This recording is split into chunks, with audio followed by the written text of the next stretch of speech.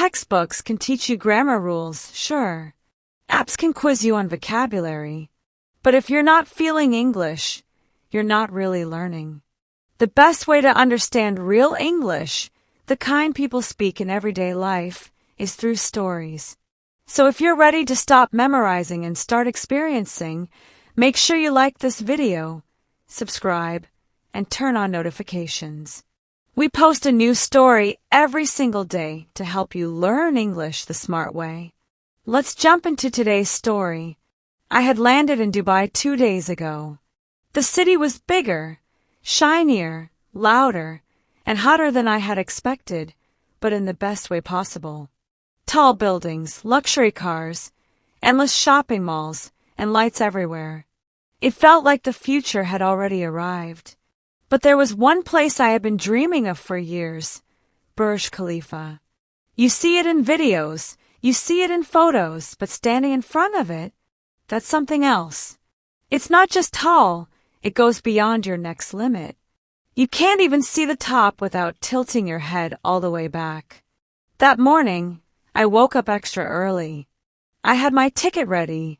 I dressed nice because, well, I needed pictures, obviously. This wasn't just travel. This was a moment I wanted to remember forever. After waiting in line and passing through security, I stepped into the elevator. Let me tell you, that elevator is insane. It doesn't go up, it flies. You barely feel it, but suddenly you're 124 floors above the ground, and the doors open to glass walls and clouds. The view, unreal. I walked slowly toward the edge, where a clear wall separates you from the sky. You feel safe, but also very, very small. The city below looked like a toy. The cars were tiny ants. The desert stretched endlessly in the distance. I took a moment to just breathe it in. Then, like every modern traveler, I did what everyone does. I reached for my phone. I wanted to take that photo. You know, the iconic me and the sky selfie. I held the phone out with one hand, trying to get the perfect angle. The sunlight was strong, so I moved slightly to the side. The floor under me was glass too, very cool, but a little slippery. And then disaster. My phone slipped. 1 second it was in my hand. The next it was gone. At first, I didn't believe it. Then I heard it.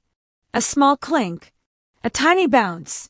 I looked down and realized the phone had fallen through a tiny gap between the metal railing and the floor panel. Not outside the building, thank God, but down below, into the mechanical area underneath the platform. Panic hit me like a wave. Not just because of the phone itself, but because my whole trip was inside that phone. My itinerary, my hotel info, my photos, my Google Maps, even my credit card app. I froze. For a full minute, I just stood there staring at the gap. Then I forced myself to move. I walked over to a nearby staff member in a neat black uniform and explained what happened. He listened calmly, too calmly. He smiled gently and said, "Don't worry, sir. It happens more often than you think. Apparently, phones, sunglasses, wallets, they fall all the time. There's actually a maintenance path underneath the observation deck just for that reason." He asked me to describe my phone, the model, the case color, and if it had a screen protector.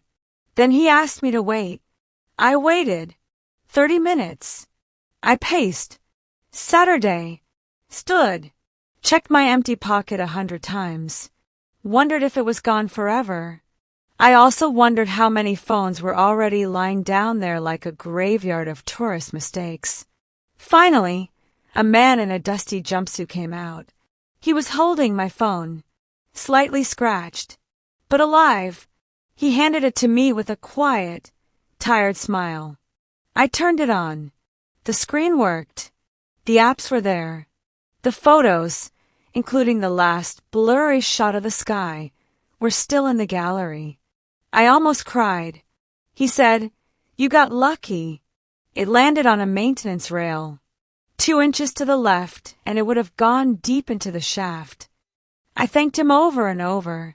After that, no more selfies. I just stood there, hands in my pockets, looking at the view. And I realized something strange. That moment, the bad one, had become the most memorable part of the trip. It wasn't the perfect selfie. It was the near disaster I'd never forget. Let's go over some powerful English you heard in this story. My heart dropped. It hit me like a wave.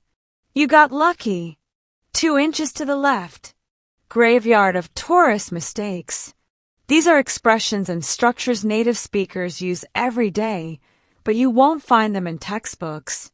When you learn through stories, these phrases become part of your memory, not just your notes. So if this helped you, like the video, subscribe to our channel, and comment below. Have you ever dropped something important? What happened next? We'll see you tomorrow with a brand new story.